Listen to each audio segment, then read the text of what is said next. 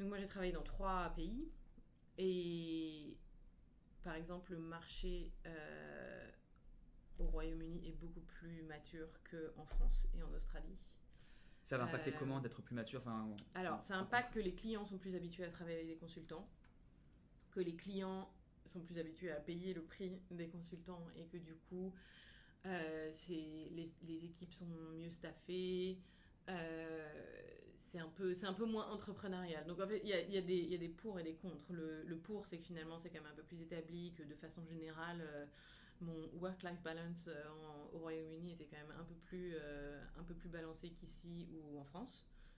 Le pire étant la France.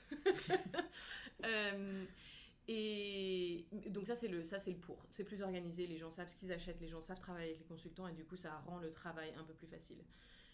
Les contres finalement c'est que dans un esprit un peu plus entrepreneurial, il y a quand même plus de liberté dans ce qu'on fait avec les clients, de la façon dont ils nous utilisent, on a un peu plus l'opportunité d'innover.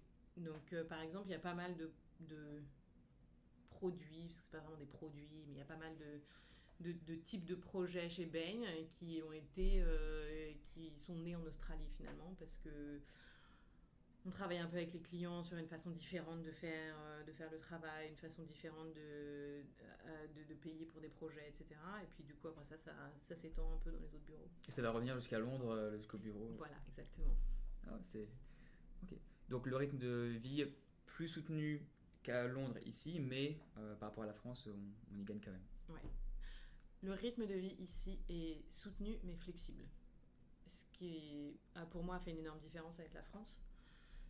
Bon, peut-être aussi j'ai évolué dans la boîte, donc je suis plus senior, donc je peux faire un peu plus ce que je veux avec mon temps.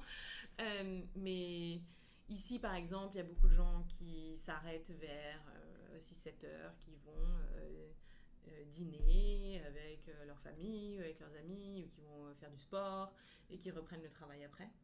En France, j'ai toujours trouvé que c'était vraiment il faut rester avec ton équipe, il faut dîner avec ton équipe, il faut travailler tard, il faut être au bureau tard, beaucoup de FaceTime.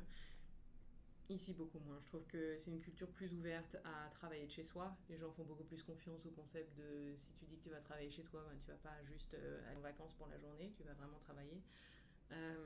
Donc je trouve qu'il y a plus de flexibilité dans la façon d'approcher le travail. Ok, je vois très bien le fait de rentrer chez soi le soir pour ensuite rebosser, c'est quelque chose qui est beaucoup plus accepté, même usuel ici, puisqu'on passe du temps avec sa famille. Exactement, exactement. Et c'est que ça rend quand même la vie extrêmement facile, enfin beaucoup plus facile quand on a des enfants surtout.